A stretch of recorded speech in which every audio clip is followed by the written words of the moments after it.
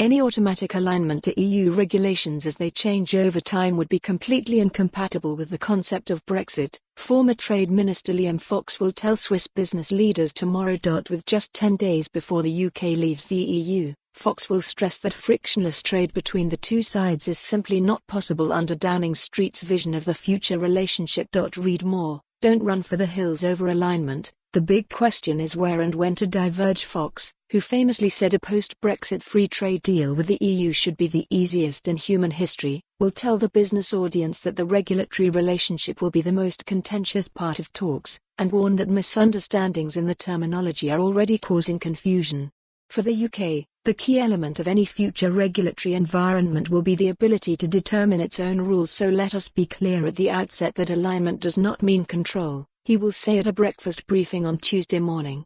The UK will retain its own decision-making control, and any talk about what is known as dynamic alignment, the automatic readjustment of regulation by the UK in line with any EU changes, would be completely incompatible with the concept of Brexit and would be politically unacceptable to the UK government and those of us who voted to leave the EU.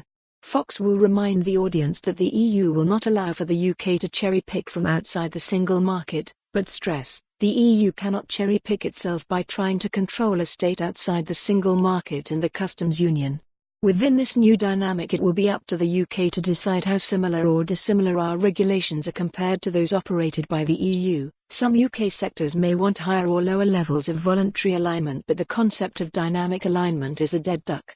Even if there is voluntary similarity in regulations, the key will be that the UK must have the freedom to diverge at any point.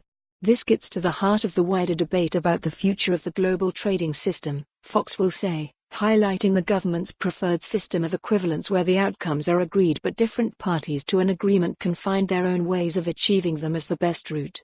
This leaves the door open to innovation, creating greater efficiency in reaching these goals, and is much more compatible with a dynamic and competitive global economy, he will add.